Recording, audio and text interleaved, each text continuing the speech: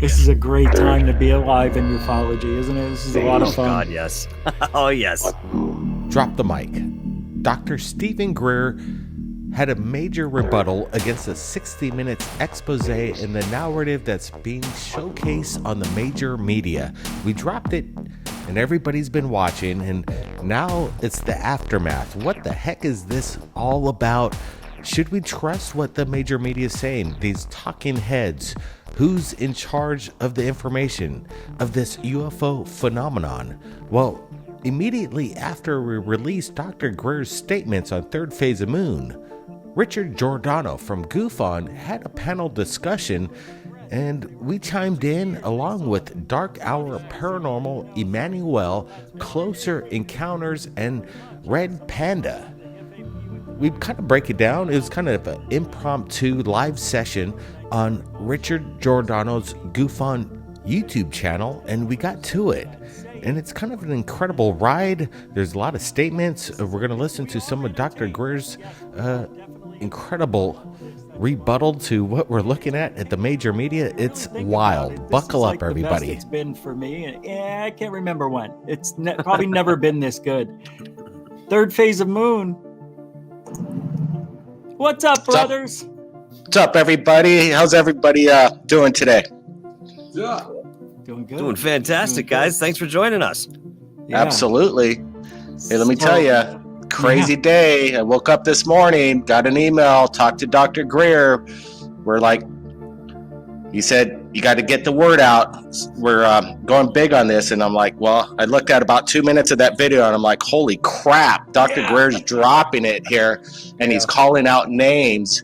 And it's at the exact perfect timing, guys, that, you know, the 60 minutes, we've been talking about this for so long, for many years, but finally, you know, Dr. Grier laid it down and said, hey, this narrative needs to stop. And there's these lies that are going around, this false threat. And I applaud Dr. Grier for him coming forward and actually saying what he did today. It's just really refreshing.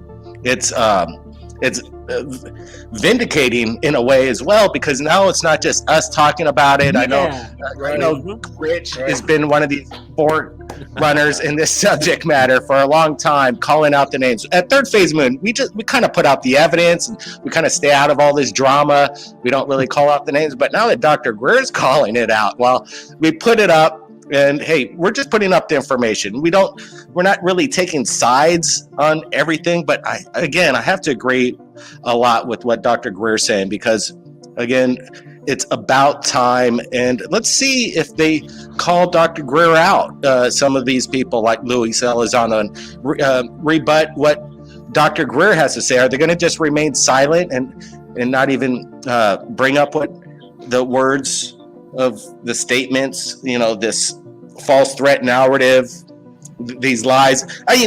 Again, one of the best parts of the video today, I really liked when Dr. Grier stated that, you know, if these craft out there are being reverse engineered and man-made and being used by a private corporation, that's a threat, but not the aliens, not the, you know, these beings from another, you know, galaxy or another solar system. It's our own making, and they're getting it confused, and that's all he wants. He just wants to have that clarified. So why don't they just clarify this and admit that we have technology within corporations, private corporations, that don't have to tell the government anything? And this is what we're seeing. We're seeing high technology 100 years in advance, and we know exactly where they're coming from.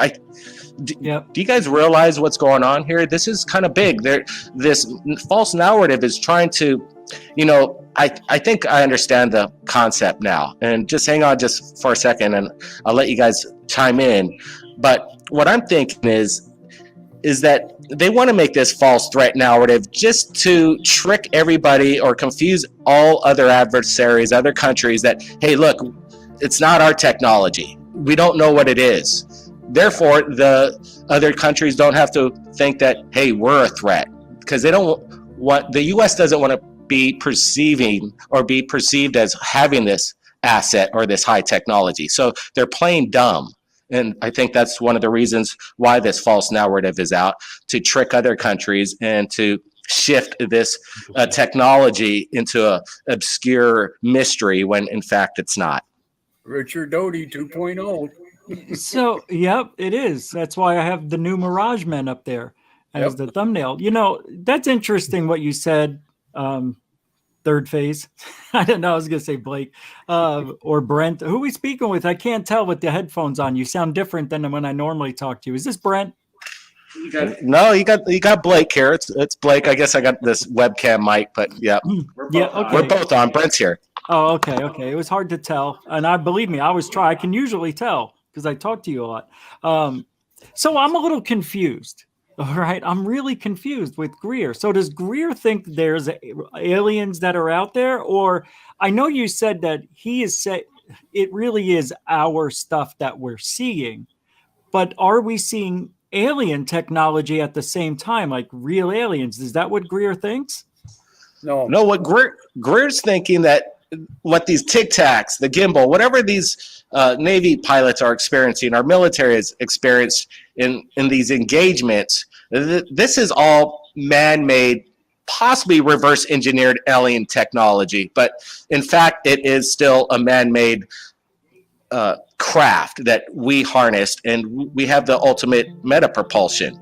But Grier does believe that there are aliens out there and we're being visited by them, but they're not going to come forward when this kind of language is being put forward, because why would they want to come forward now that they're a threat? They don't want to get shot down, possibly, Roswell all over again or whatever. So there is this, it's sad what this mainstream media is doing, and I'm so glad again Grier's coming out and calling them out for what they're doing.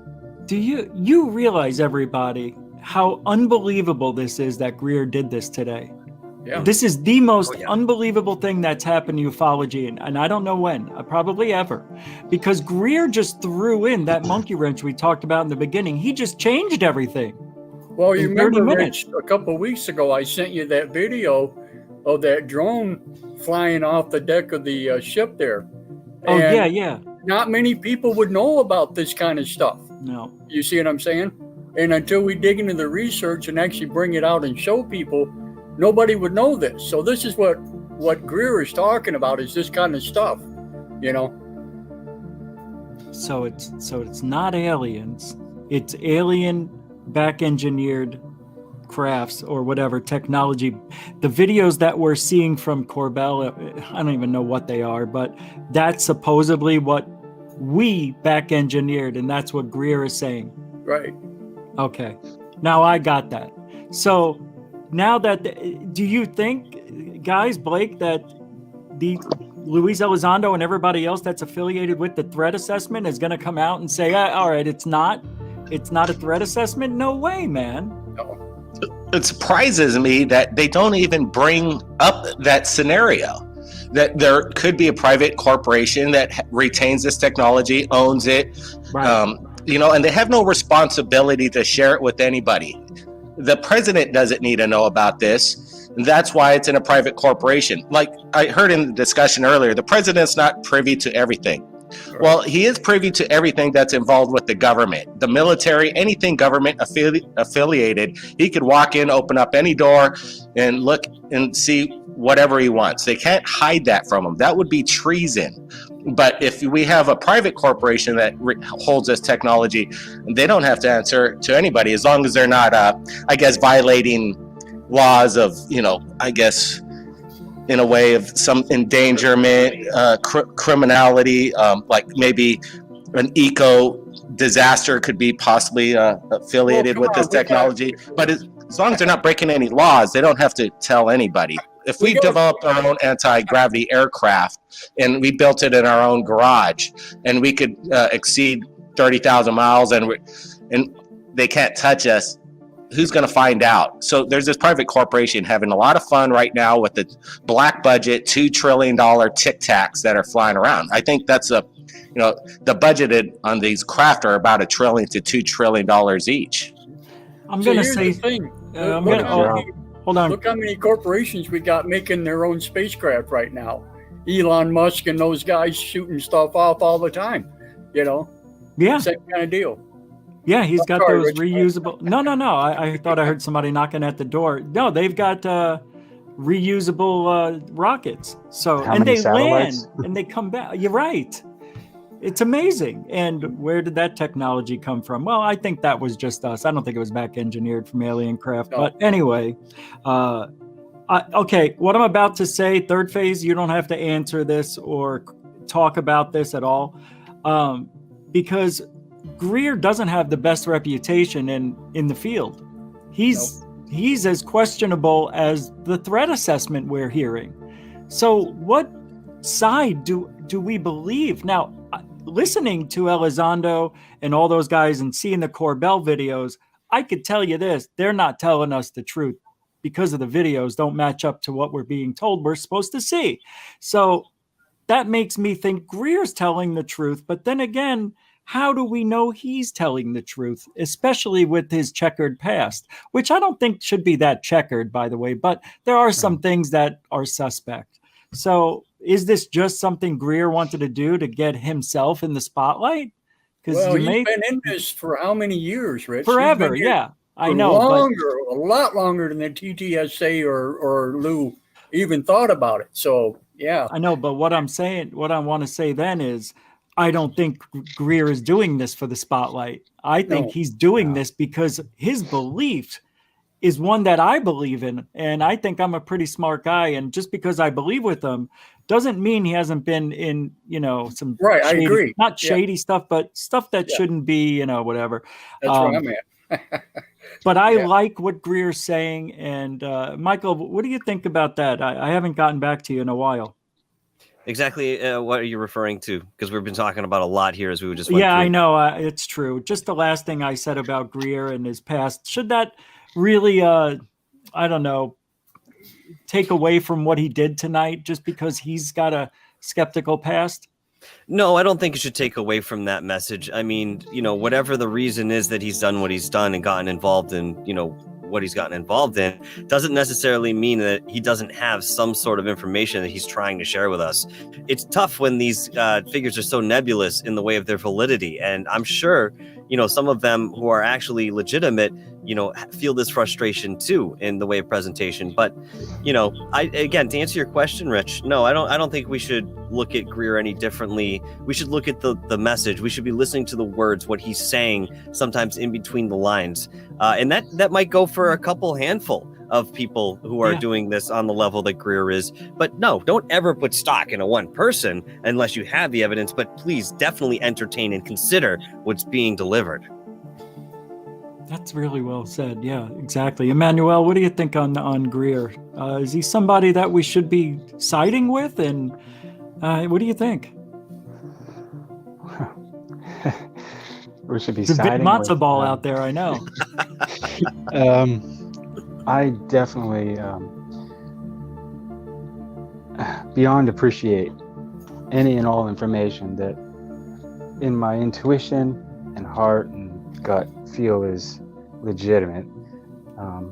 Nothing can take away a personal experience, So when you know something's real, you just have to sort of take what you can that you think is, legit, because we don't have the evidence in front of us. But a lot of it is intuition, that's a part of Dr. Grier's whole concept as well, is consciousness, and being part of, tapping into that source, the consciousness that we can connect with these extraterrestrial. And he's not the Jesus of that, but it's just I believe that somebody who goes out on that limb on such a scale definitely has good intentions and is should definitely be valued. It was different tonight with Grier. I felt his sincerity in a different way. I felt like he is upset. He definitely wants us to know the truth, and he feels that the public should know the truth, as do I, Third Phase of Moon, Michael, and everybody else. Now, guys, Third Phase, I know you guys are here now, and I was playing Grier's, 30 minutes here. I'll stop playing it. I don't want to play it while you're here, but is it do you want me to, so we can keep the conversation going on different talking points? Do you care? Can you stay, or do you want to get out of here? Well, yeah, you can share some portions of it. No problem. It's a great talking point. So Go ahead, share a cut, and then we'll have a discussion on it. Because I know you guys are busy. If you're 6 hours behind me, so I understand that. That's why I just looked at the clock and realized it's almost not even 5:30 yet for you. All right, I'm going to continue this, and then when we come back, I will go to Red Panda because it's been a minute. So here we go. To say these very scripted things in the mainstream media so that he has been able to buy some really pricey real estate in Soho. Oh, that was about Nick Pope. Elsewhere. Yeah, let's go back here. Sorry. So these people that you see on 60 Minutes, that you see on Fox News and CNN and all the media, this is the ramping up of the false disclosure that we warned about in 1999 when we wrote the paper, When the Disclosure Serves Secrecy. Why? Because they want people to now know that there are UFOs, but they want to put this big lie out there that they are a national security threat and concern. This is what Nick Pope and others keep saying. By the way, Nick Pope has admitted to 2 people on my team that he has been paid large sums of money to say these very scripted things in the mainstream media so that he has been able to buy some really pricey real estate in Soho and London and elsewhere. One of my concerns about this is that while I normally do not engage in sort of gossip, is that now that these people are miseducating deliberately the American people and the world on this, it is a very big concern. They have stepped into another level of deception. It's one thing if you're at a UFO conference in front of 1,000 people. It's another thing if there are millions and millions of people hearing this lie. Now, all these people, from Chris Mellon to Luis Elizondo to Leslie Kean to Nick Pope and others, know for a fact just what I just said, that there are 2 types of UFOs seen. Man-made ones, that is the bigger secret, by the way. Yep. The ET issue is not as big a secret as the man-made ones for a reason I'll get into in a moment. And that this is not a national security threat. All the images that you have seen in the mainstream news of the Tic Tac, of these pyramids and triangles, those are all ours. And they were filmed and known at some point they would release it to open the door to this subject. But there's more coming. You saw on the History Channel where the Italian helicopter that crash landed after it had some malfunction, that whole event, we know from Paula Harris, who was there and met with the man who's now the admiral who is on that show, said that those were our human classified electromagnetic weapons that they were attempting to target UFO ET craft that were in the area at the time. She knows this for a fact and documented it. So almost everything you're seeing that's going out through the mainstream media right now is not only a lie, but a damn lie, which is exactly what Werner von Braun warned about would eventually happen when he told Carol Rosin that in 1974, and of course, which I learned about in the early 90s and have been warning people about since. Unfortunately, we're going to live through this period of this false launch of information. The only way we're going to correct it is for all of you to share this YouTube video with everyone. All right. I want to hear what Red Panda has to say. What do you think about what Grier just said? Man, I had always kind of thought Dr. Grier was more of just a grifter. He always just seemed like he was trying to finance his next movie sort of thing. But if this is a taste of things to come, and he's actually got cards up his sleeve that he's going to start throwing down, I mean, I'm more compelled to listen to what he has to say for sure. If he's really hanging it all out there like it looks like he is. In that clip, he didn't say much, different than what he's been saying. So yeah, there's 2 lies, right? Yeah, 2 lies. It's us, and it's what was the other one? It's us. Back engineering. What was the other one? What was the other one? See, I can't remember either. It's well, there's working. two. Yeah. What was that? I said it's working. Their plan is working. They got us all confused. That's right. I think. Well, I don't think that's the plan. I don't think Greer's involved with what's going on with. No, I don't either. I'm just joking. I know, but that's funny. It's funny if they did do that on purpose. That would really be messed up if that Right. was the truth. Yeah, like losing the other room, making a sandwich while Dr. Greer's got this live stream on. Third phase, Blake. Pretty amazing, right? What You know, he just said. today was an amazing day, like you said, and hearing him again naming these names. Nick Pope, he's calling out all of them, and I'm glad he's not calling out Third Phase Moon. That's kind of cool too, right? He could, you know, we're the ones getting out the information. I guess he doesn't have a problem with our narrative, which is a good thing, because I wouldn't want to be on his list of who he just called out. Let's just put it that way. So it's interesting that he's calling out these big names, and he's not holding back. And it is, again, it's a relief. People said just earlier, one of your people in the panel right now said that, I think Red Panda, that, yeah, you're right, that sometimes he thinks that he's out there promoting his new movie or trying to make money to get his new movie going. But I have to say, when we did our documentary, that's kind of obviously still breaking the internet on Amazon Prime, it's doing really well, Countdown to Disclosure.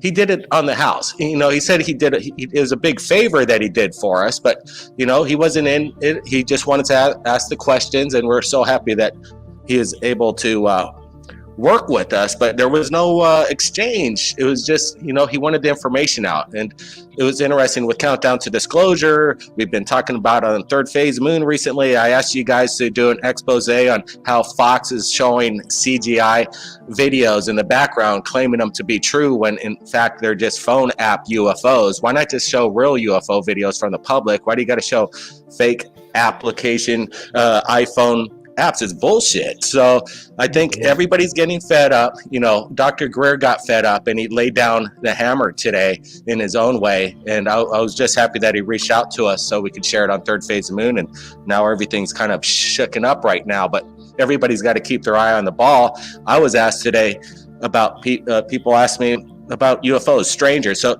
what do you think these UFOs are? Yeah. They watch the 60 Minutes, and everybody's like, it's a problem. Even Greer's concerned, because now you have millions and millions of people believing these things are a threat, and they're not even privy to, you know, common knowledge of ufology. And we have to educate them. We're trying, but, you know, there's a big gap out there as far as people aware of the other alternative of the threat. Where, in fact, in my opinion, I agree with Grier that, yeah, they could be a threat if used in a way. But again, it's man-made. They're not alien in nature. All right, I was going to play the next clip, but what I want to say when we come back from this clip is the 180 days will be the tell-all for everything that's been going on. So we have to wait a few more weeks to find out where this is going to end up. And then after that, I don't know what's going to happen. I didn't predict this. Who could have predicted this was going to happen today? All right, here's the next clip. Hey, Rich. Definitely the last thing I expected. Right? I know it changes everything. Yeah. Right after the 60 Minutes, I got a text from my mom. She basically was sending this long text, whatever story text, saying that you were right about UFOs. Isn't that nice? The 60-minute thing. That's awesome, man. I know. I mean, at least that is out. But, and I had to really, you know, gently explain the whole narrative process, and she got, you know, she got kind of confused, and I had to really try to lay it out for her, you know, as best as I can know, you know, feel. They confused us all. All right, I'm playing the next Greer clip, and 3, 2, go. Complex. I think both Chris Mellon and Luis Elizondo regret what they've done. We also know that there are other people who are beginning to come forward with information which sounds unbelievable, such as Jacques Vallee disclosing that in the 1980s, he saw a document describing CIA-run alien hoax abductions in Brazil and Argentina. We are going to be releasing this soon, this information. Alien hoaxed abductions. right? That's what he just said about Jacques Vallee. They're going to release that information in that documentary that he's putting out, I guess. Dr. Grier is. That's crazy. All right, I just wanted to say that. Sorry. I don't know where I was going. Here we go. There are a number of things that need to come out, and I'm making an appeal right now. Anyone who has information or has been on a tactical team engaging in these false flag operations from the 1950s until now need to come forward and expose this as a hoax. Wow. The reason for that is that if we don't expose the trickery and the hoax, the thing that the American public and the world are going to be left with is this terrifying perspective of there being a threat from outer space, which will justify not only the expansion of weapons into space, but also the Space Force and this alien threat narrative that they've been working on for 70 years. Remember, Wesley Clark, 4-star general Wesley Clark, as well as Werner von Braun and Carol Rosin have stated that they have seen documents that were very top secret, that were listing all the nations that we would get into wars with, and that the big crescendo, the final card to be played, as Werner von Braun stated, would be the alien threat card. Pretty amazing. There we go. And here we are. All right, I got everybody's name showing. Michael, what do you say, man? How you doing? What do you think about this? It sounds like Greer is giving out a call to stand to those who have been coerced to spread this false information. He's offering in some way at least a push to clear the air in respect to what people have been touting. Now, again, I still think in my mind that, for this to really come to fruition, for people to even entertain this, the people he's talking about, they'd have to do it in tandem or together. They'd have to do it in a consecutive fashion wherein, they really blow the cover off the whole thing. Nobody's pointed at individually saying, okay, it was just you who lied, because, oh, you lied. Oh, you got, okay. And then again, pointing back to the source, it's going to bring up a lot more questions and allow us to possibly have an eye in to dig deeper into who it is exactly who's running this narrative and forcing it upon people. If it's not just one particular person, which I highly doubt it is, it's going to be a group of people, and perhaps some of the ones that we've already suspected. But again, we might find some more validation in, Dr. Greer's call out to these people. He's being nice right now, I suspect. I have a very odd feeling that he's being as gentle as he can with how frustrated he is. I have a very odd sense that he has something else up his sleeve if time goes by and things still don't change. But, that's just me, thinking on that one. Let me tell you, what I see here is a circus. And I think if we got rid of the circus, the 180 days will come and go. And I think it's going to be the same with or without the circus. Clarence, what do you think about that? Absolutely right, Rich. It's been this way for how long now? Like right now, do we really think we're going to get the goods? No. Why? Why can't they now? I think people know about UFOs. Everybody well, pretty like much I said, is in alignment. This is just another Richard Doty 2.0. What Greer was talking about as far as those documents go and stuff that what's your name was looking at and whatever, you got to remember they did the same exact thing with Linda Moulton Howe when they sat her down and they gave her all these documents to read and everything, but they did it deliberately. They gave her a little bit of truth, but mostly lies. And when she went out with her documentary and it wound up being wrong, right? It made her look like an idiot. You know what I'm saying? And this is kind of the same thing that's happening here. So Greer's got to be careful also with this documentary, with these documents and stuff that he's talking about, because nobody truly knows if they are going to be real or not, Red Panda, I wanted to ask you, with what Clarence said and I said and Michael just said and what you heard from Grier, do you think that after the 180 days is over, it's the end for Grier and Lou Elizondo because they're both not going to be proven right? Oh, that's a good question. I suspect not. They've both been in this game so long. I'm sure they have a recovery plan for almost any scenario. So I'm sure they would both bounce back, full steam ahead to, a new destination in the future. What do you think has to happen for one of them to look credible? Like, what would have to happen let me say it. What would have to happen for Lou Elizondo and those guys to be credible over Greer? Oh, Not an easy man, that's question. No. Yeah, that is a good question too. Anybody Lou's want to also answer that? Yeah. Lou also, Yeah. he changed his whole perspective on this too. He used to be so nonchalant and vague, and when he was on 60 Minutes, the next thing you know, he's like, "I'm just telling you that it's real." He's like getting frustrated with the host for not fully, believing what he's saying on the spot. You could tell he was kind of getting angry about it.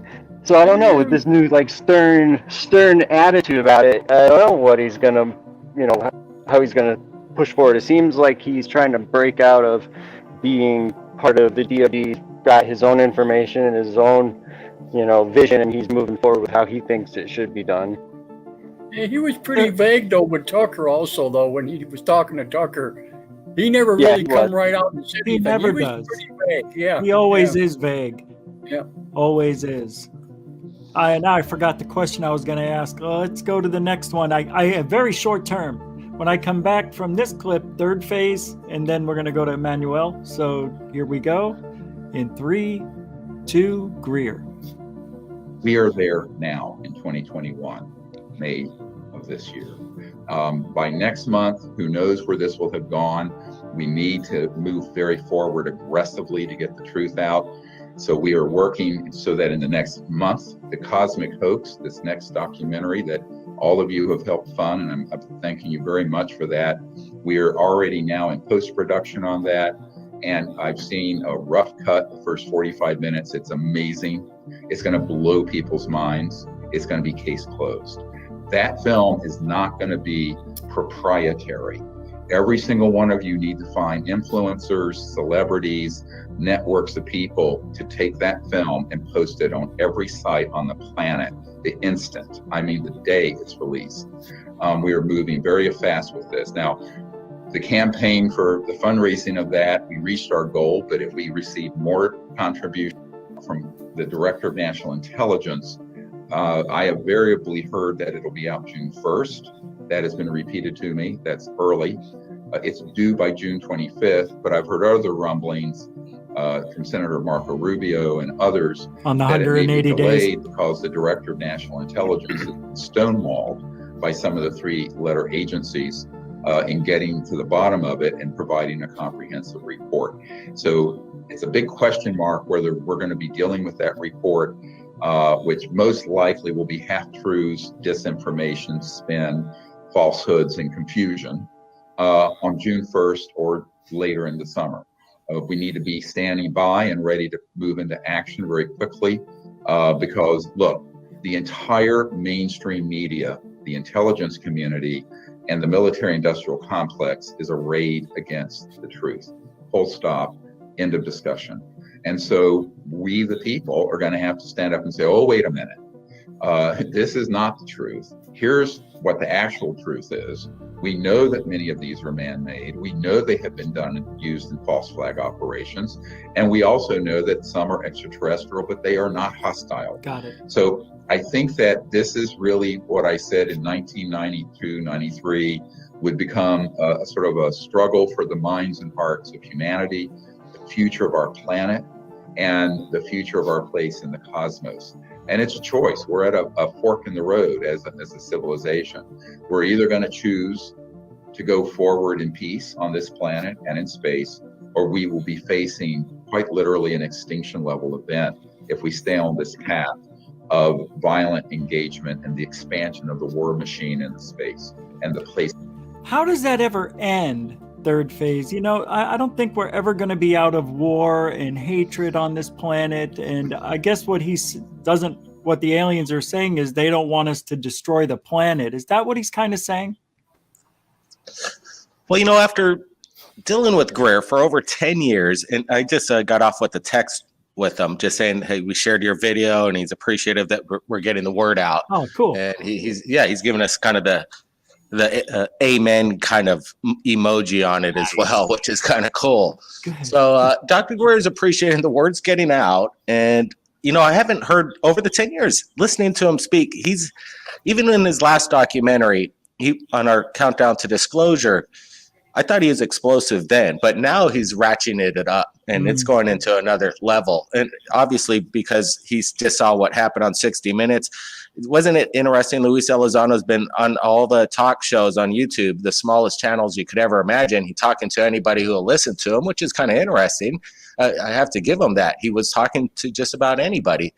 But, now that this is out, well, like I said, it was weird that Luis never told anybody he's going to be on 60 Minutes. It was all kind of like this of drop out of nowhere, where if I were going to go on 60 Minutes, I guess if there's a non-disclosure and they interviewed us, which I think they should have interviewed Third Phase of Moon, and we could share them, our opinion and our idea and our angle of the thought process on this narrative, which is the craziest reason why they don't bring it up. The fact is that why couldn't it be technology from a private corporation within our own borders?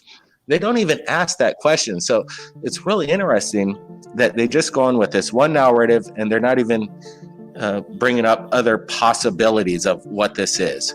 So I'm glad, Rich, you're kind of figuring it out, that these craft out there are ours. They're not interplanetary.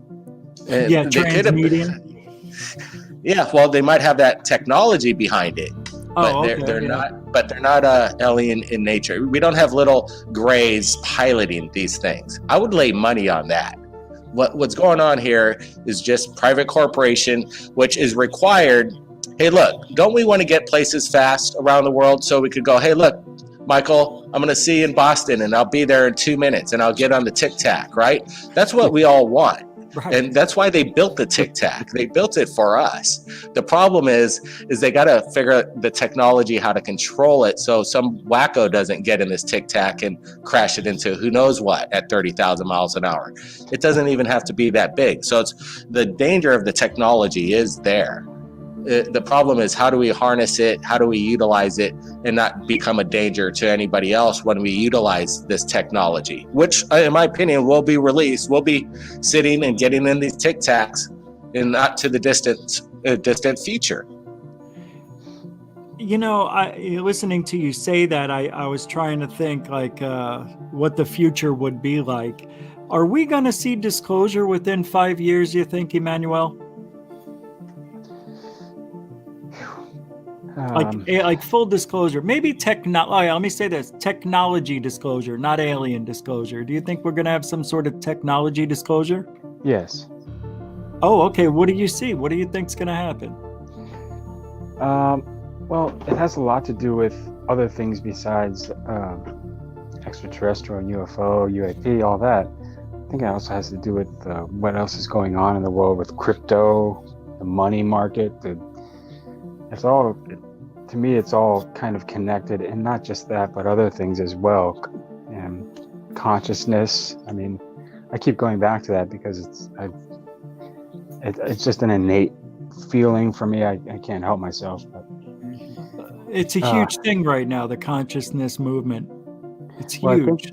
Have you heard of I'm sure you know it, the Fibonacci? Yeah. The spiral? Yeah. I was watching a presentation about how the Fibonacci physical plane wants to keep going around and wrap itself around, but there's an esoteric and ascension part of it that'll keep rising, that is going to split, and there'll be a segment of society that keeps going with the Fibonacci and the other side that keeps going up. And that's kind of where my mind keeps going to with this, is you'll have a whole segment of our civilization that is going with this false narrative, buying into the war machine. And then you'll have the others that are ascending and becoming more close with this higher consciousness. I mean, may it be connection with their ET neighbor, relatives, who knows? So I just see and I feel the urgency that Dr. Grier is just trying to, get out there. That's not for his own gain. I definitely don't think that. You know, Yeah, I don't think so. I think because we're getting close to the 180 days, and he doesn't want everybody to be misled by a false narrative. And you did mention the ascension and the esoteric and everything. Michael, do you sense this too? Because you're into that more than everybody is, more than me. So are you sensing some sort of shift like that? And if you are, is it for a younger generation, or is it everybody can do this? It's definitely for the all, whatever this shift is. And, you know, I think it'd be interesting if we did see a divulgence of our high technology at some point within the very near future. It would probably be the biggest jump from one point to another, wherein the question between is, where did you get this technology? How did you develop it so quickly?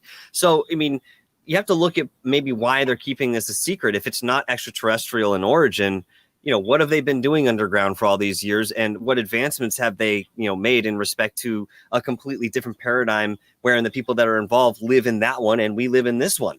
Will there be emerging? Well, with the idea of this consciousness shift, of course, being all connected and so forth, going under this philosophy, you know, we'll all be affected by this next movement of consciousness, and there might be some sort of merging, or there's going to be some sort of forcing that makes it a reality wherein we connect these two. But this is something so abstract for us to talk about, you know, being still in this very polarized area of existence, if you will, that, you know, we'll just have to see what happens. It's going to be a very tenuous undertaking to complete that shift, however it actually happens. But I do feel that we are all involved, and we are going to see things that would today blow our minds, and it's going to become commonplace tomorrow, even in the way of progressive events leading up to that particular paradigm that is more than likely either being welcomed or crafted by us collectively, consciously or unconsciously, in different ways. I hope you're right. I hope you and Emmanuel are right. I have tried this, you know, conscious thing, or whatever you're calling it. What is it? What, consciousness? Consciousness, yeah. It's, Well, you know what we do medit- with terminology here in this field. Come on now. I know. I meditate, and you know, I do that kind of stuff. But I just, yeah, I don't know if I feel that we're going in that direction. I still think we're talking nuts and bolts. I think after the 180 days is over, somebody has got a lot of explaining to do. Let's get to the next one. I have a Yeah, tinfoil hat theory. Oh, good. Red Panda. Yeah, what's up? So I was coming to you kind next of anyway. kind of more like a tactical level perspective on this thing. With kind of like what's going on in the White House with all this, you know, global warming and carbon footprint and getting off fossil fuels and stuff, you know, I can kind of draw the connection between them knowing what this tic-tac technology is, and, you know, it just magically is surfacing 10 years before they're, you know, claiming to be completely off fossil fuels around the world. You know, that affects every facet of business. Logistics is integral with everything that, you know, keeps our world afloat. So could that be, you know, the technology they're going to use to try to get off of fossil fuels? Yeah, you would think that would be it. You would think. But I don't think the way things are going now, that's happening. But Jesus, let's hope that changes overnight too.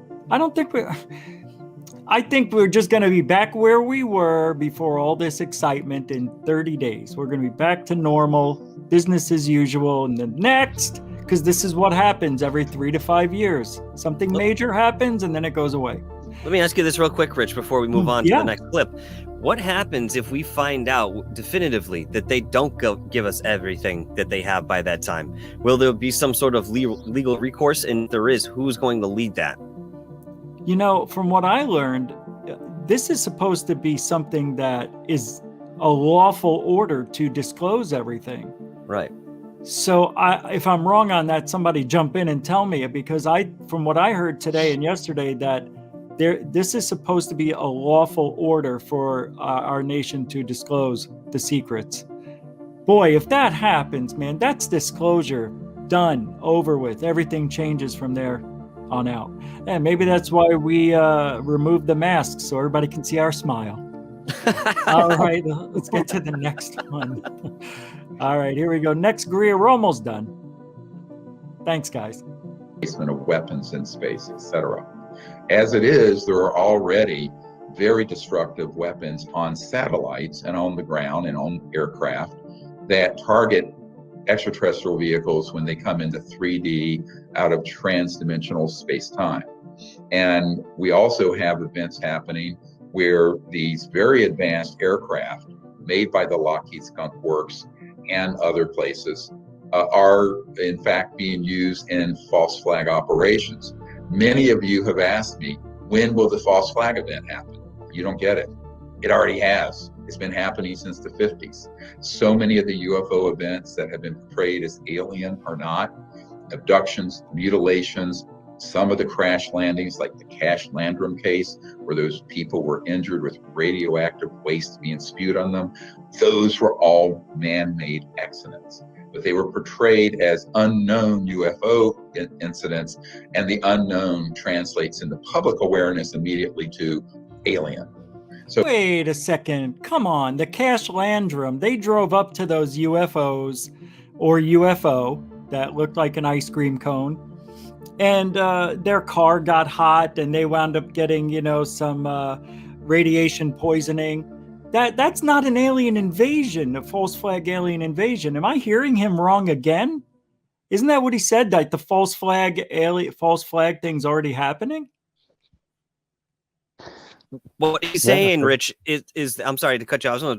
I'll throw this out there real quick. What he's saying is that if we believe that it's aliens abducting us and experimenting on us, it's not true. It's actually been a false flag invasion that's been ongoing since the 50s here. So he's not just talking about one period in time here. He's talking about a large span of all these events culminating. I don't know. Maybe I'm misreading what you're saying. Right. Well, let me explain this real quick. When I talked to Greer about, I don't know, I think it's about 6 years ago, he came on the show and he started explaining his scenario of alien abductions, that there is no such thing as an alien abduction. Any of these grays that you're seeing are biologically made by humans to appear to be alien in nature. It was crazy. What? And yeah, seriously. And he's still on this narrative. He's 100%. He has not changed at all since he stated that. And it's interesting when I asked him. So I said, "This is what you're saying, Doctor." We got in an argument as we're on the show, and I'm like, "No, you're wrong, Greer. Look, I've interviewed hundreds and I don't know, maybe thousands of people that have called into our show back when we're doing our show, radio show, their abduction experiences. You're saying all of them,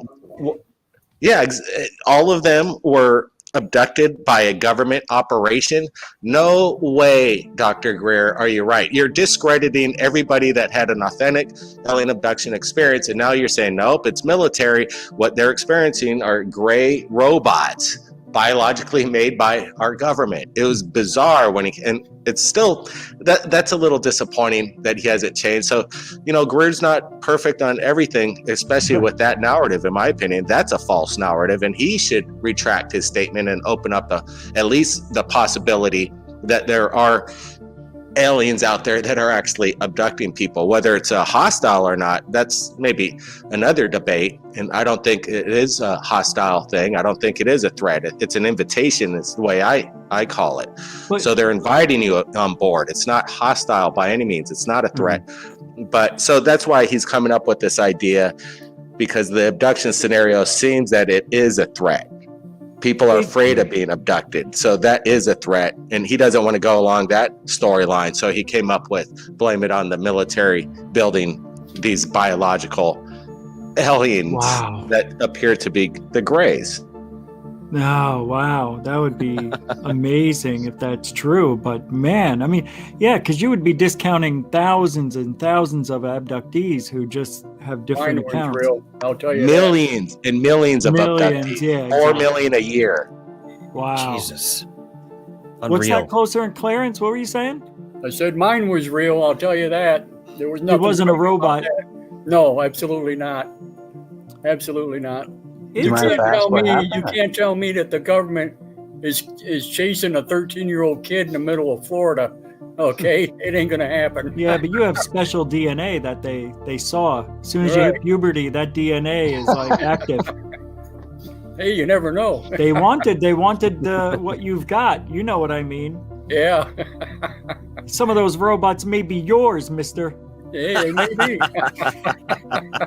See any bearded robots floating around. Clearance All right, keys. let's dig into this a little further.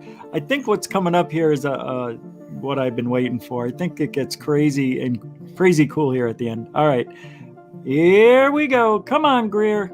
Giddy up. Sitting CIA director, a sitting head of the Defense Intelligence Agency, the head of intelligence for the Joint Chiefs of Staff, Admiral Tom Wilson, who's the meeting for which has been confirmed through the Dr. Davis leak that came out from the Edgar Mitchell archive. We have to understand that in each of those cases, those men were not allowed to be briefed on these unacknowledged special access projects, nor have most of the presidents and nor have most senators. What does this mean? It means that whatever the director of national intelligence may have access to will have been pulled out of this black world and put on a platter and cherry picked, much like Dick Cheney and his minions cherry picked the intelligence that got us into the debacle known as the Iraq War. So, and by the way, Secretary of State and former chairman of the Joint Chiefs of Staff, Colin Powell, his chief of staff admitted on camera that they were deceived with hoaxed and false information from the intelligence operation out of the West Wing run by Dick Cheney after 9/11 that got us into that disastrous war, and we're still in that debacle. So one of the things you have to understand is that someone like the Director of National Intelligence, those people come and go every few years. We cannot assume and should not assume that he has been read into or briefed into these unacknowledged special access projects where he would be able to discern what is true, what is false, what is fact, what is fiction. Now, that's even more true for the President of the United States, who has a lot of things on his plate, or a member of the Senate Intelligence Committee. So none of these people are specialists in this area. They're extremely vulnerable to the people who are the foxes guarding the hen house. And therefore, we can't ascribe a terrible motive necessarily to whoever creates this report, because they simply may be reporting, as required by law in this bill that was passed in December, what they have been spoon-fed. Because the big mistake everyone makes is they think, wow, you're the Director of National Intelligence, you're the president, you're the head of the Defense Intelligence Agency or the CIA. There's this assumption that you have an all-access pass. That is absolutely not true, and I can prove in a court of law that it's not true. So for that reason, we have to be careful in how we evaluate this. And I think that now this is different from people like Luis Elizondo, who has now admitted to the Disclosure Project lawyer, Daniel Sheehan, that he was not telling the public the truth, that there was a threat from the aliens or the UFOs. Now, if he were to say there's a threat to the national security from the unacknowledged special access projects that have these very advanced technologies, that would be true. That's not what he's saying. So he needs to correct his statement, or we will continue to expose this lie. Oh, let me replay that one time real quick, because that was interesting. That makes more sense now. Let's see. Have been spoon-fed, because the big mistake everyone makes is they think, wow, you're the Director of National Intelligence, you're the president, you're the head of the Defense Intelligence Agency or the CIA. There's this assumption that you have an all-access pass. That is absolutely not true, and I can prove in a court of law that it's not true. Here it comes. So for that reason, we have to be careful in how we evaluate this. And I think that now this is different from people like Luis Elizondo, who has now admitted to the Disclosure Project lawyer, Daniel Sheehan, that he was not telling the public the truth, that there was a threat from the aliens or the UFOs. Now, if he were to say there's a threat to the national security from the unacknowledged special access projects that have these very advanced technologies, that would be true. Okay. But isn't that what he said? What is Lou saying, really? He's I mean, saying that they're a threat, but he's not saying how they're a threat or from where, right? The whole point is, the whole point, like Dr. Greer is stating, and we've been trying to open people's minds up to this, and people just don't open their minds up enough, it seems. Get it through your skulls, everybody. There's a private corporation that's using this technology, and that is the threat. If they want to be a threat, well, there it is. It's man-made. It's not the alien involvement, the extraterrestrial involvement. It's a private corporation. What is Lou saying, though? Lou doesn't even want to bring up the private corporation theory. He's blaming it on China, Russia, or something unexplained, when they know exactly where it's, like what we put in Countdown to Disclosure. It's made over there in Palmdale, Plant 42, Lockheed Skunk Works. Ben Rich, the head of Skunk Works, said we have things that will make Star Wars look silly in comparison. We could take ET back home. We have the signed document given to Jim Goodall, and we showcase this. So if you want to like point the finger to who's behind this, we explain it to you loud and clear in Countdown to Disclosure, the documentary. And I guess we're in competition now in a way, but competition is good in getting the word out. It seems like Dr. Greer is working on a sequel or a follow-up to Countdown to Disclosure. We're working on our sequel, and we've got somebody lined up that has 32 patents in the rocket industry. He might be taken on board. He's getting tapped to maybe be the head of the Dubai Space Force program, and he's allowing us access into his what you would call the Alexandria library of information that hasn't been seen by anybody. He's worried that this information is not getting out. We've been in discussions, and we already have one interview under the belt. We're going to now continue to dive into the Alexandria library of information that is beyond. He was telling us some of this stuff, and it's mind blowing. And there's so many implications of suppressed evidence that Rich, we'll talk about it afterwards. But you'd be interested in some of these programs that were shut down because of the space, NASA's space shuttle program. It's a whole the aspect is just crazy, but it's all happening, and I think we're going to see something in this Countdown to Disclosure. I believe we're going to get some clear photographs or clear videos of this Tic Tac within 50 feet of the pilots, and once we see that, I believe we're going to see that in the next month. We're going to see something pretty cool. But again, you got to not think it's alien in nature. Let's just put it that way. So that's really important. Wait a second, Clarence. This is unbelievable to me. It's okay. So the threat is us? I mean, that makes sense. What the threat is us? I don't understand. If it's not alien, the threat. It's a perceived threat because you have this private corporation that can outmaneuver anything that is involved with our military. But here's a question I wanted to ask you. I'm going to ask everybody. Propulsion, military goals. So if you have an aircraft, what is your main goal in propulsion? Rich? To go as fast as possible without feeling the inertia. You want to go as fast as possible. Speed. It's all about speed.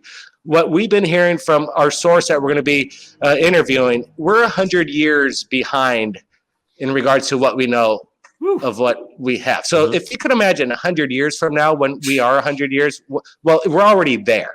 So that's a fact. Obviously, it's because of national security. But yes, it's ours, Rich. It's ours. But again, they're not threatening anything. They're just playing around. They're just playing. They're not. No, nobody's getting hurt here. They're just, in and out, and it's black. Go ahead. What's the point? Wait, can I throw one thing in there? Tactical. Can I say something? I have something to say too. I'm sorry, Blake. I thought I was just jumping in. Go ahead, Clarence. Yeah, of course. Well, I'm just going to say, first of all, we already broke the Mach 10 record. It just happened here not too long ago. I think I showed you that video clip. And on top of that, we already got things that have been in space that do Mach 22 that we designed. Okay, a lot of people don't know about this, but it's an actual deal. From 0 to Mach 22 in a tenth of a second, though? Yeah, pretty much. No, come on. What What's is it that Well, I'm called? just saying, it reaches that speed. That's all I'm Oh, saying. yeah. Well, if it's that, what is that one thing that bounces light off of itself? I mean, that takes like 6 months to get to some crazy speeds. Mhm. I don't know. Yeah, the light sail, proton or photon thing, whatever it's called. Michael, Ion Emmanuel, propulsion. Ion propulsion. Thank Right. you. Who said that? Who said that? That was Blake, I think. Yeah, I think so. What? All I have right, one thing so- to say about the private corporation. Yes, aspect. Red Panda. I mean, it makes sense when you think about it. The private corporation is the one that has all the secrets. So the president can wander into whatever room he wants in the White House and claim that there's no UFO evidence because it was never there in the first place. It's in, somebody's filing cabinet at Boeing or wherever the contract is. That's why the president can't get access to it. And they trickle in, whatever they allow that president to see. I mean, that's what I would do. That's what it seems like they're doing. Yeah, I guess. Probably Well, Exactly, Red Panda. Go ahead, Dark Hour. Go. I was going to say, that's exactly what I was saying in so many words back when this bill was first introduced. I always thought that if they are going to give us anything, it's going to come from whatever we see on our superficial governments, which doesn't really have all that much. All that secrecy is stored within those privatized businesses, such as Bigelow and so forth, wherein, again, as you say, Blake, they have no responsibility to report that. So in essence, if that is the case and the government gives us whatever they have in their shelves, they could actually wipe their hands clean and say, yep, that's all we have. Then they're not actually lying. They're just not saying, but those guys over there have a whole lot more. You know what I mean? There is Yeah. one thing I want people to notice, though. We, and I say we as in the United States of America, are the only ones talking about this at this present time. You don't see China, Japan, Russia, Germany, or anybody else talking about it. We are the only ones. Right, and they say it's a threat, but there's no sense of urgency. If it's such a threat, nobody's really got any pep in their step about it. Yeah, it's only been 17 years. Right? Yeah. A lot longer than that. Well, I know, but yeah, right. I mean, since the Tic Tac was invented. Hey, Rich. Yes. If you were a businessman and you were in charge of this private corporation with this technology that was 100 years in advance of where are right now, how would you disclose it? How would you release the technology and profit on it? You're not going to give it all at once. What are you going to do, a lump sum? I don't think America or any world government could even pay for this technology all at once because it's so advanced. It'd be, I don't know, maybe, what is the world's budget? 42 trillion, something like this? Close, $230 trillion. $230 trillion, somewhere around there. But if you're going to drop this to make money on it, you're not going to give it all at once. You're just going to give a little at a time, like Red Panda was saying. And they're going to make their trillions every year. They're fine with that. And they're going to give us a little at a time. The problem is we're not going to get it anytime soon, unfortunately, unless the demand is there. And again, we're going to have to be able to harness this power in a way that is safe for everybody. So there wouldn't have to be this master controller of the thing. Yeah. The one We thing, got That's why I think it's it's gonna be 269 used trillion for- budget, but the one thing that comes to my mind is the memory metal. They just did a big documentary about it. True. That's how they bring it out. Yep. Maybe Well, like they'll you're make- saying, little by little. And why wouldn't they do that? Look at cell phones. Absolutely. We're not Thank talking you, about high technology and cell phones, although the way they roll these out, these little incremental additions they add on, they're just pulling as much money out of it as they can. If they were to continue using the same model, that would probably be the way to go. But Blake brought in a really good point about that what the economy would be able to hold in respect to the dissemination of this technology to the public. So what And does the that have to do? incremental? Oh, go ahead, sorry. Well, go ahead. No, you first. I said that the incremental nature also would make sense for collecting information on people as well. Like you said, with one big update, changes all the terms of service, people tend to notice that, but change a sentence on this update, a sentence on that update, and before you know, you have an entirely different document you're blindly accepting. Right. But we accept it. No, yeah, I can honestly say I've never read one. I mean, No. And if you look at cars too, phones, cars, with cars now they have the navigation, and detection, what's on the side, they can automatically drive themselves and so on. That didn't just come out all at once in 1999. No. It's just little by little, one thing here, we get used to it. Another thing comes out, we get used to it. Another thing comes out. It's constantly upgrading our phones, our technology. My drone gets updates, better camera now. I can do Zoom. Before I couldn't do Zoom. It's crazy. All right. We still have more to do. Yeah, it's amazing how they do it. Drip, drip technology disclosure. Here we go. Grier, we're almost done. Yeah, gush. Defense, people take them to know what they're talking about. So if they don't know what they're talking about, Hold they on. need to learn. I went too very far. dangerous. Because people think because of his credentials, and the same is true of Chris Mellon, as someone who is an official who's been in the Pentagon and the Department of Defense, people take them to know what they're talking about. So if they don't know what they're talking about, they need to learn what this subject is really about, and until then, be quiet. If they are going to continue to tell lies knowingly, the way that both Chris Mellon and Luis Elizondo have done, and we can expect more people in their wake to come out telling these sort of lies. We need to call them out on it, and we need to do it very clearly. But didn't somebody give these guys the narrative? So they're just doing what they're told, right? Exactly. Puppets. Yep. Okay, so they're just doing what they're told. So why does Greer feel that it's not the right narrative? Because of his beliefs, obviously, but whoever's giving them this narrative needs to be talked to. Lou, if somebody offered you money or a career or some sort of advancement for your life, and all you have to do is say this and that and the other thing, you might say this, that, and the other thing if it was a good deal, without thinking it's going to come back to bite you. Not knowing Greer's hiding out, just waiting for the right time to, like a mongoose versus the snake there, or whatever it is. It's crazy. Anybody want to add to that? Is Greer going after the wrong people? Well, he's saying exactly what people like Nick Pope have done for years. Same kind of thing. What do you mean? Well, Nick Pope has never, ever come out and said that he believed in aliens or UFOs in a roundabout way.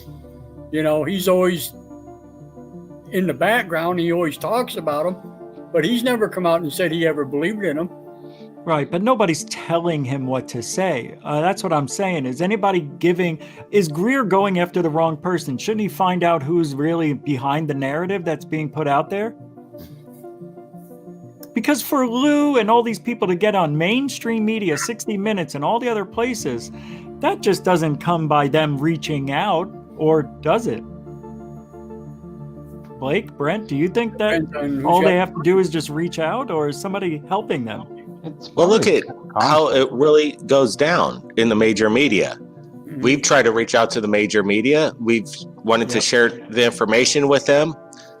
But who do they keep talking to over and over? It's the same people. Obviously, it's a bigger picture. The major media is being run by somebody at the top, and they're saying, spin it like this. So when you go to every single network, they're spinning it the exact same way versus asking different questions.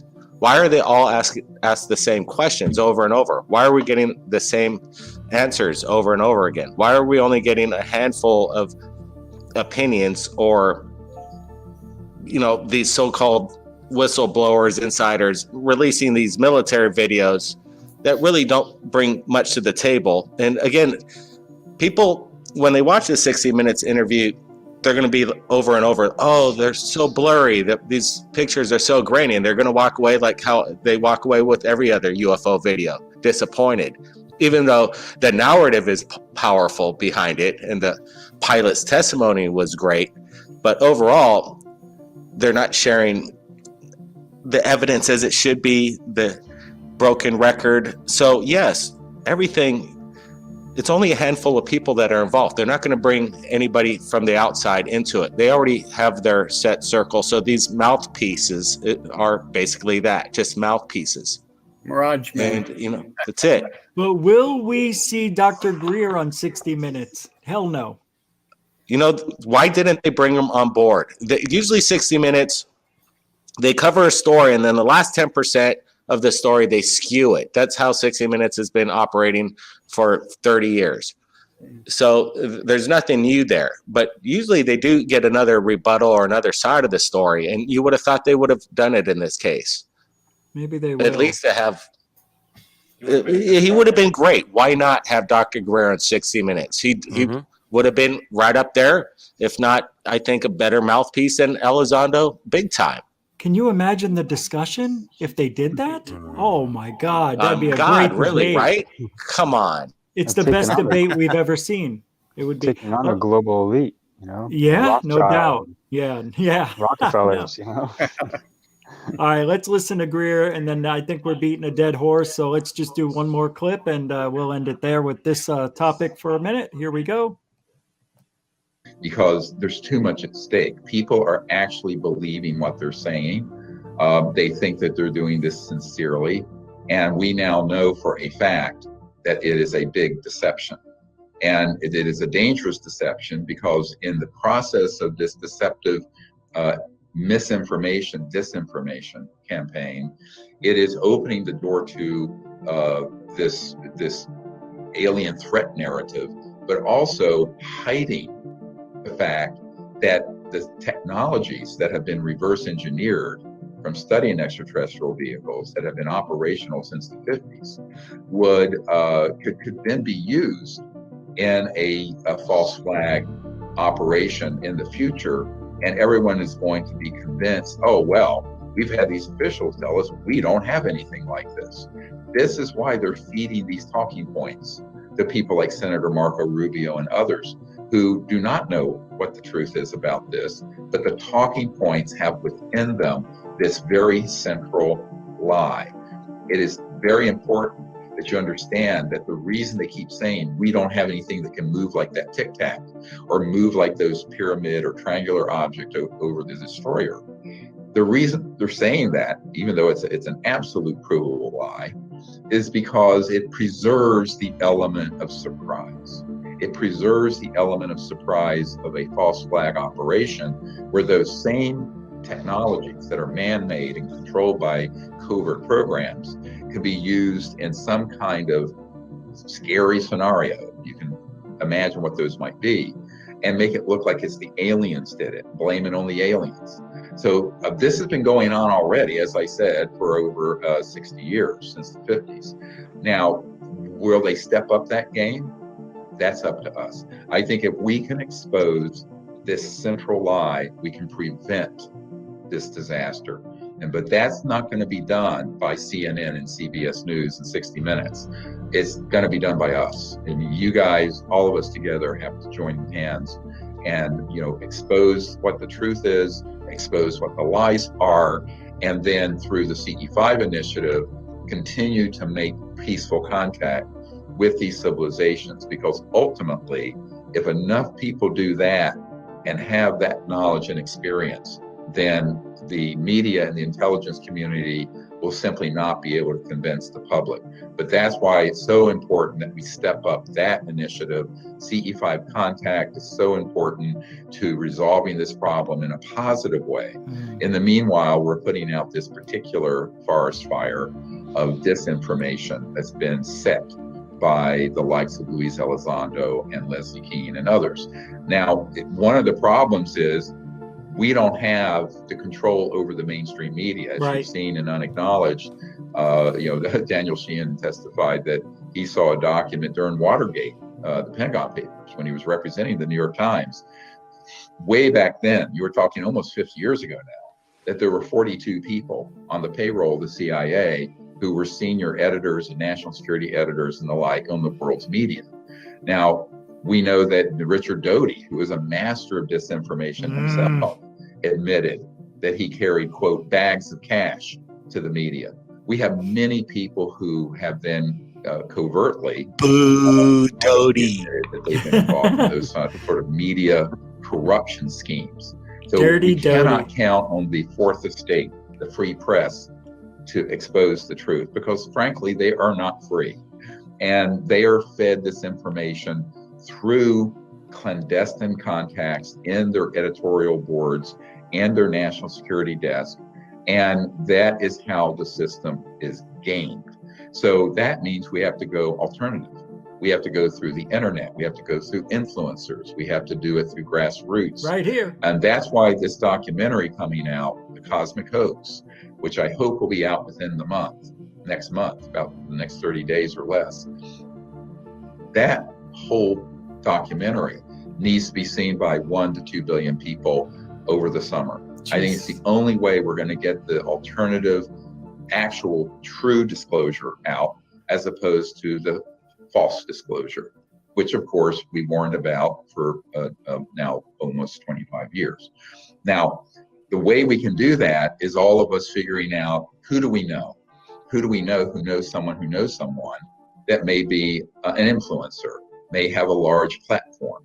All right. He's just saying, come on, at the end there, let's get the voice out and the movie he put out. So, he's pretty much just repeating the same thing a little differently, but I can't wait for his documentary. So, question, I'm going to go around the horn. I'm going to start with Emmanuel. Emmanuel, will the 180 days give us anything important that we never seen before? Probably. And what do you think that might be? A picture, a video, another witness, some probably whistleblower? Maybe another witness, possibly some pictures, or a video would be incredible. But yeah, I think something is going to happen that we're not expecting. At least that's my hope. Preparing for the worst, hoping for the best. That's a good way to put it, I guess. Red Panda, same thing. 180 days, something new, nothing. We're going to be seeing redacted information. Anything world-changing? What do you think? That's a good question. Of course. I would hope so. I mean, they're hyping it up, saying that there's more videos and they have more stuff on the deck that's, going to be coming out in the near future. If they deviate away from that, I think they're going to lose a lot of the credibility of, making this stick as a legitimate, primetime newsworthy situation. Okay. And Close Encounter, just to add on that too, I want to say something. That's the deadline.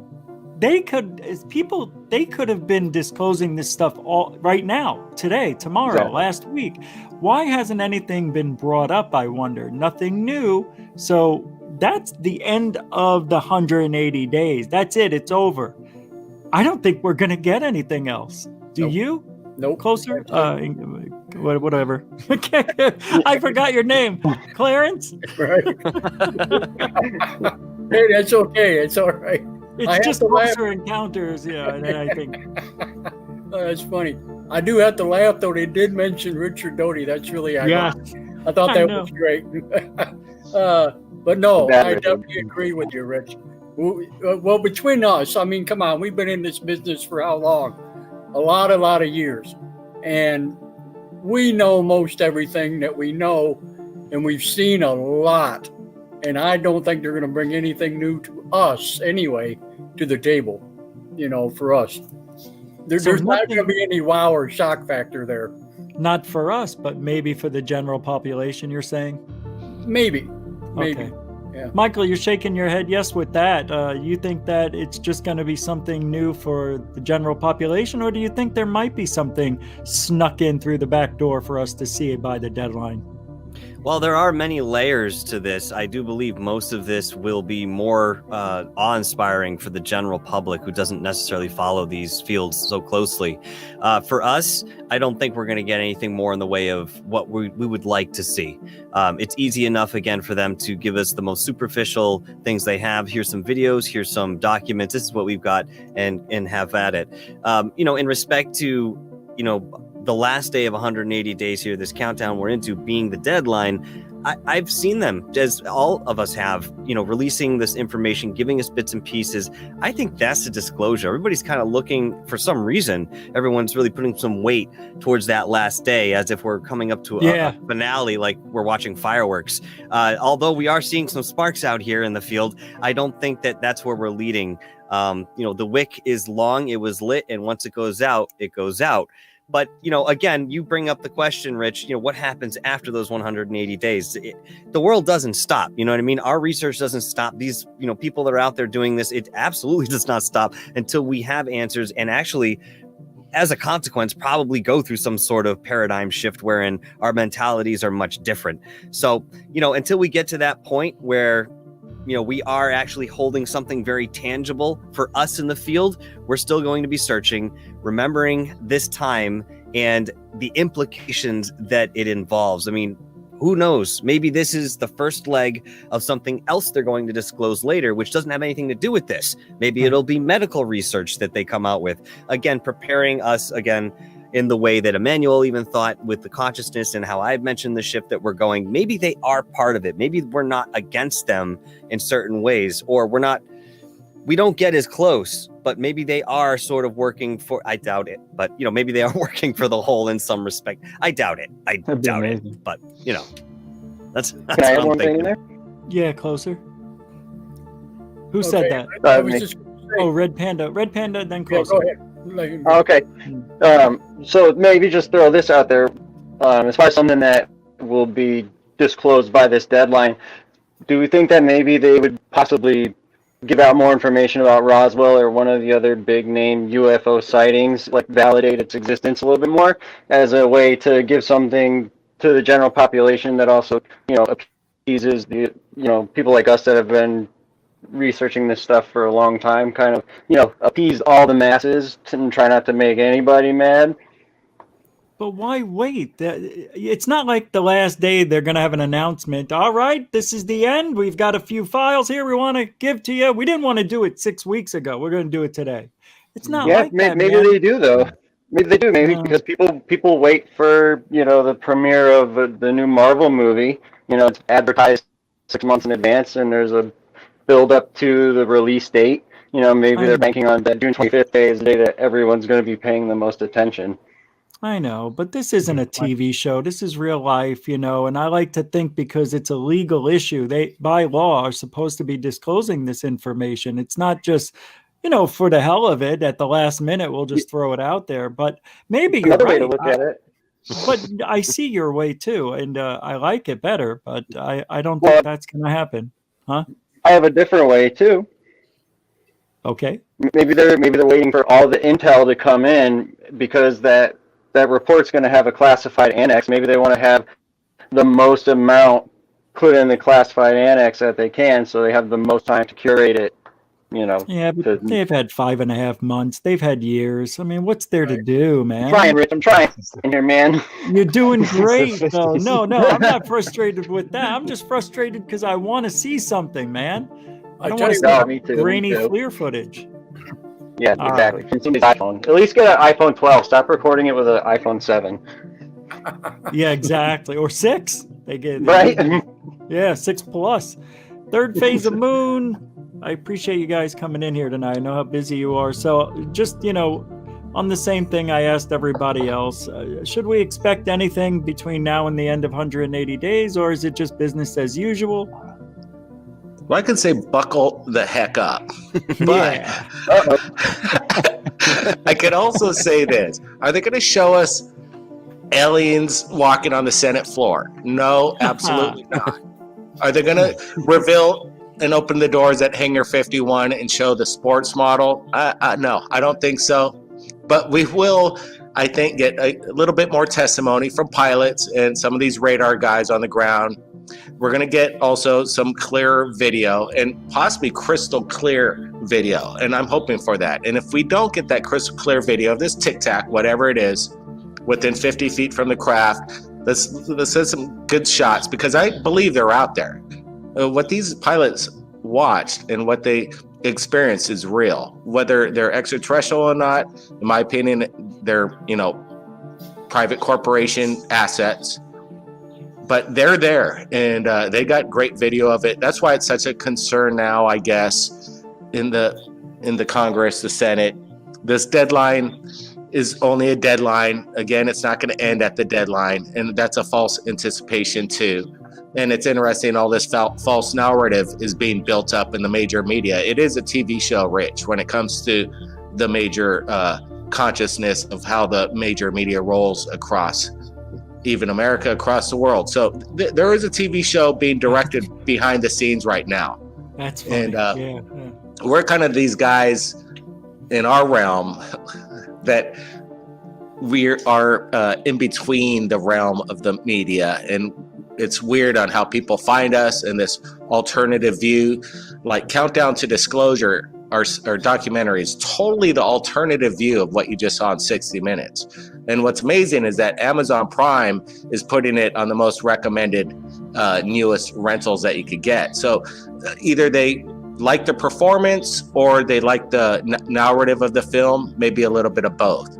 Because most people wouldn't even hold that on a platform because it's against the narrative. So I don't know, Amazon is, the guy's super wealthy. He doesn't give a, what I mean? So at that point, he's going against the grain of the major media because he is his own conglomerate. So I'm hopeful that we could all find what we're looking for, but it's not going to be seen over here at the Senate. We're going to find it ourselves, and we're going to get down to it, and we will find out, and it's not going to be too much longer, but it's not going to come from our government officials. We're going to blow it wide open as a public citizen, as a public journalist. We don't have to reveal our sources, but we could give out information.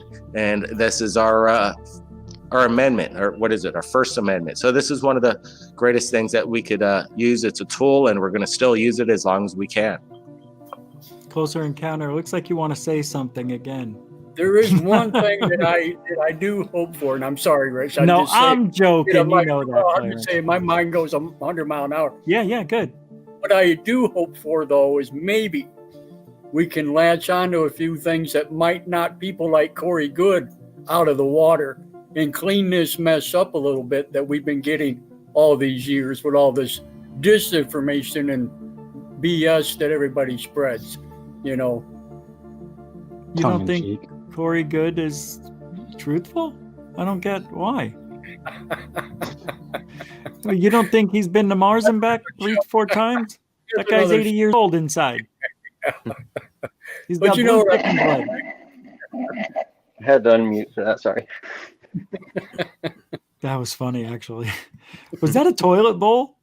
Sounded like a toilet bowl flushing. Well, we said a lot tonight, but I do want to ask another question before we go, because I want to know, did Grier do this too late? Is he too late? That is the narrative been out there too long that people are just going to think Grier's doing this just to be a jerk because he doesn't believe them, or, it's a weird time. What he did is unbelievable. It's the greatest thing I've seen in a long time. What do you guys think? In a vulnerable spot. But Michael, let me ask you: do you think he's gonna get these guys to change their mind and tell what he believes is the truth? Because Lou Elizondo apparently admitted to Sheehan, whatever his last name is, his lawyer, that he is lying about this being a threat. And if that's true, and Sheehan has been saying that, it's bizarre. I wish I could play the clip. We don't have time, but tomorrow we'll get what Sheehan says, Michael. So I don't know. Do you think Grier's going to have any influence on these people? I don't think he'll single-handedly bring this to fruition. I think he's really calling all of us to sort of have a part in this, obviously in the dissemination of his video, but in other ways too. It would be a movement. It would be a movement that presses these people to come out with the truth and really expose themselves. And again, they would sort of have to be encircled and encompassed with, this sort of pressure wherein it sort of just naturally pops out, because if not, you're going to continue to be that black sheep right in the middle, whereas before you were safe under your narrative and now people know. So you might it's like if you ever told a lie and somebody confronted you about it, as a kid, stole a lollipop from the store, your mom, did you steal that from the store? It's the same idea here, Yeah.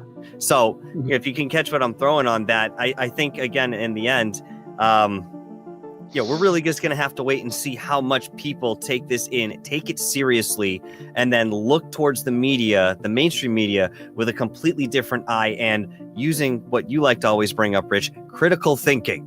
It's a big thing. It's a big thing. And people don't necessarily do that. Even Greer was mentioning that people are under the assumption that if you're some sort of political figure in a certain position, you just happen to know everything there is about UFOs and, the secrets behind them. It's just not the case. There are too many presumptions. There are too many assumptions on what's coming.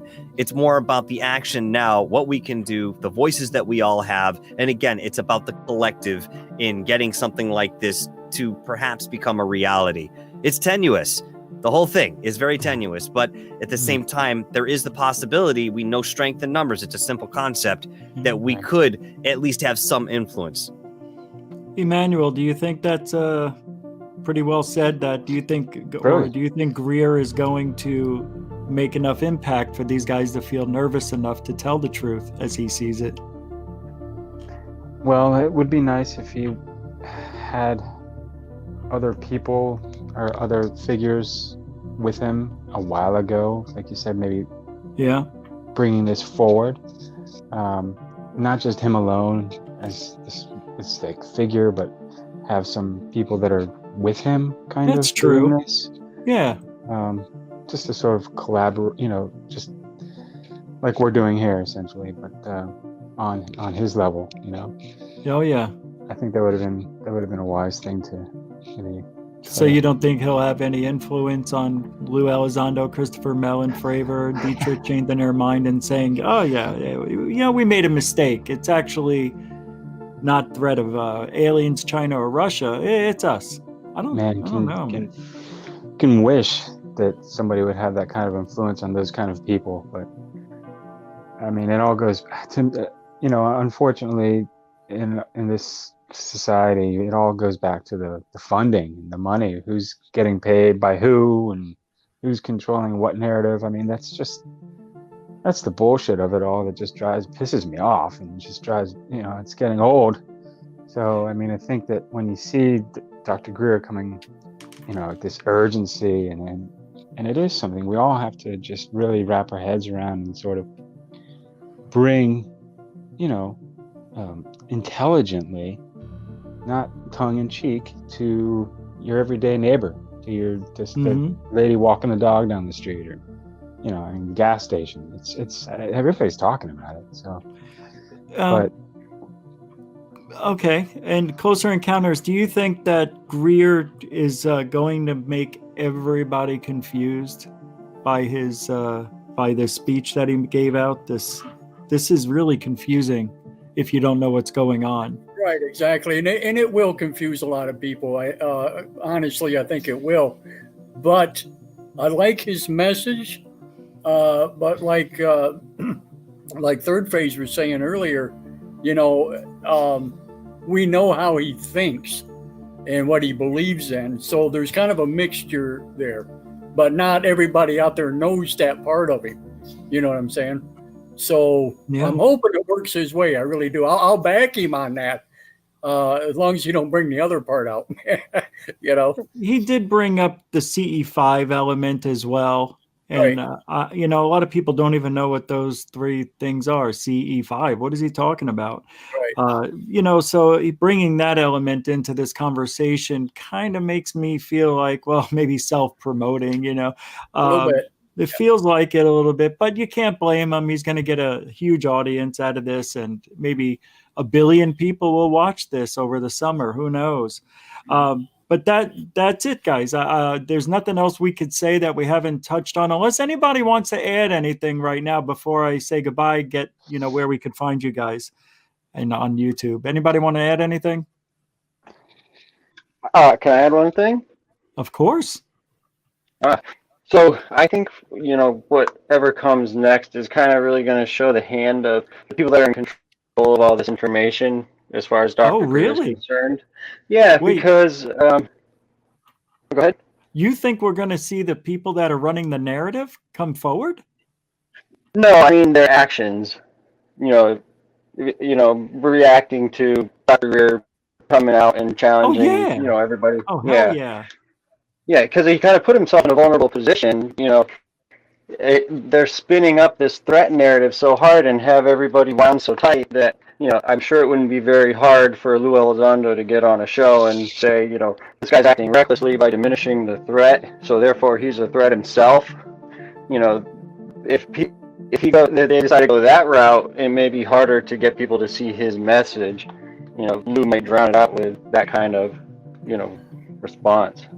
Unless Grier can get mainstream media play from this. I hope Tucker Carlson sees what he did and says, we need to get this guy on. This is unbelievable. Right. You would think he'd be chomping at the bit for it. Right. Send it to him. Let him see it. There you go. I will. They already watched it on Third Phase of Moon. Fox seen it. They know what's going on. They do. Should have known. Of course. The thing is, this will be a day long remembered, though. And it'll be interesting in the next few days to see what happens with, Luis, Nick, Sheehan, the other people he's calling out, and see if they respond. Because, if you're called out in a way that Dr. Grier has, as he has a big reach in social media, and, we get our criticism, but if it's a small guy, whatever, he could say whatever they want. But let's just say if somebody big like Greer was calling us out, we'd have to respond. We do in our ways. And I know Rich and Dark Hour, and I don't know, Close Encounters, I'm sure Emmanuel and Red Panda would help us out, get the word out in our rebuttal to a statement if somebody called us out. Oh yeah. So these guys will be responsible if they have any kind of backbone to respond to Dr. Grier. And we'll see what happens in the next couple days. And if they remain silent, then that shows a lot of the character on that, because it's not just anybody talking. It's Dr. Grier. And Dr. Grier, again, he's got a big following. And I think he might have felt emboldened with his answers to us on Countdown to Disclosure and the response to that's why he's working on this documentary right away, his emergency one, because people were riled up about what he was saying. Whether you believe him or not, I believe his narrative is correct on this threat statement. He's been a proponent of it for a long time. He's kind of been championing the whole idea of this false narrative for a long time, and he might be a little frustrated that he wasn't called into 60 Minutes and he wasn't able to participate in regards to at least his opinion. I don't know. Maybe, again, it's a big TV show and only so many actors are available to this TV show. And I think they closed the casting on their talking heads, and we're going to keep getting the same narrative. But these guys got to come forward and at least respond to it of what Grier said. If not, that'd be disappointing. But it's fireworks time. I think it would be smart if Tucker jumped on Grier, and then they have maybe a discussion head-to-head in the future, maybe right before the 180-day deadline. Oh, man, this is exciting right now. Everybody, Dark Hour, where can everybody find you here on YouTube? Because we're done with this segment. We're done for tonight. So I want everybody to tell the audience where we can find you, what you do. You can find me over at Dark Hour Paranormal, the channel here on YouTube. Of course, I work with Third Phase of Moon as well as Rich does. You can also find me over on Third Phase UFO Report. We have a lot of great videos. For those of you who are not familiar with that sister channel, go and check it out. Lots of great stuff. Analysis for days. And you can find me on Black Lotus Productions on Sunday nights at 8 Eastern time, as well as peppered in with Wreaking Havoc, Long Island Bigfoot, you name it. We all stay a pretty close-knit community here, but that's where you can find me, guys. How about you, Emmanuel? Where can we find you? Well, I mean, I'm kind of small peanuts, so not penis. I wouldn't tell peanuts. everybody Penis. that. Yeah, I wouldn't tell everybody that. No, I'm just kidding. Ma! Peanuts. No meatballs. Peanuts. All right, so do you have my a channel? presence. Or? I have a YouTube channel, but it's not. I mean, I'm not promoting it or anything. Okay. You my just own used thing. it for YouTube? Yeah. I have personal stuff on there, and I'm an artist, so I've been posting some of my artwork and stuff up there, and Is that your I picture do behind? social media rounds, but nothing. The like picture you behind guys. you drew that then, I'm assuming? Oh yes, yeah, it's a oil painting. Yeah, it's a It's very cool. nebula. Thank you. I was just going to say, is that a nebula or something? Yeah, and then It is, yeah. it's awesome, man. Appreciate All right, that. thanks. Thank you very much. Hey, man, I really appreciate you hanging out too. Thank you for appreciate you, doing Rich. such Yeah, a good appreciate it. job. Yeah, that was awesome. Red Panda. Michael, nice to meet you guys. Cheers, guys. Thank you. Nice Thanks, to meet you as Emmanuel. well, man. Red Panda. Oh, well, I've never done one of these before. I have got a couldn't YouTube believe channel that I have a YouTube channel that I use to, peruse YouTube, but I don't know if people are interested. Maybe I'll put some content up there. But other than that, that's me. Well, thank you so much. You did fantastic. When you said that, to me, is everything sounding okay and all that? I didn't know, man. It seems like you've been doing this a while. So thank you for joining me and goof on everybody else. So thanks again, Red Panda. Closer You're welcome. You're Encounters. foster a good environment. Thank you. Clarence, what is up, my man? Where can we find you? Are you back? I am coming back slowly but surely. Actually, I'm almost done. I know. I got my studio dismayed right now. I'm getting it back together. But you can still find me on YouTube with Closer Encounters or Closer Encounters Radio on Facebook. And maybe going back to Blog Talk Radio, believe it or not. Okay. Yeah. Nothing wrong with that, brother. Good. Yeah.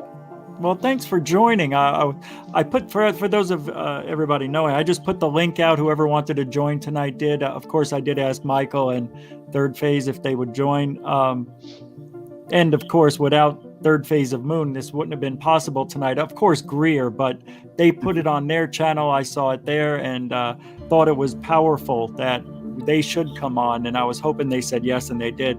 Blake and Bren Cousins from Third Phase of Moon. Where and do you got a video coming out later on, or is it done for the day? I think we're done. I think we, dropped it. Know.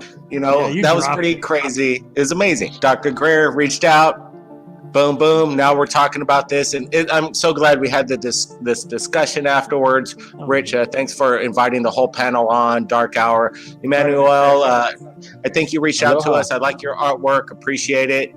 And Red Panda, appreciate you joining us. Closer Encounter. I like all you guys' opinions, and it was enlightening. And it was interesting for the bounce back of the response. And when this kind of stuff happens again, I like this forum that you're doing, Rich, so we could do these kind of aftermath kind of discussions. So it was a crazy day today, and definitely we have a lot on the table. I sent everybody on the panel some new information that we received out of Antarctica, so you guys are going to be working on some of that. We're going to be putting up an episode. We got some UFO videos, obviously. Check us out, Third Phase of Moon. Buckle up. Yeah. We'll see you next time. and don't forget the new album is still out, Behind the Veil, so don't forget that. And also check out the documentary if you haven't, Countdown to Disclosure. Is it to Disclosure, the secret behind the secret Space Force? Am I saying that right? Come on, Rich. Come on. It's Countdown to Disclosure, the secret technology behind the Space Force. It's a tongue twister. I love the title, though. Yeah, thank you for those. And it's still doing extremely well since its release. I think it was February 16th, if I'm right on that. Right? You know what? It's crazy. It's still crushing it. Even after 2 months, we're having more people watch it now, even after the first crushing month. So, after the 60 minutes thing, there's people need to get a different point of view on things. And again, Countdown to Disclosure is the alternate. It tells it all. It tells you where the Tic Tac's coming from. It explains it straight up, and it's pretty heavy duty. And we're working on the sequel, and I don't know. It's going to be insane. It's going to be wild, and we got a lot of people on it. A lot of people in there. It's going to be none of the people that Dr. Grier mentioned. And I'm glad we didn't reach out to any of those guys. Obviously, it was a no-brainer. That was good. This is a great time to be alive in ufology, isn't it? This is a lot of fun. Oh, God, yes. Oh, yes.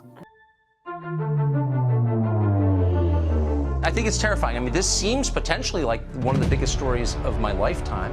And I don't care if it's about UFOs or whatever you call it. Something that we don't understand is getting very close to our military aircraft.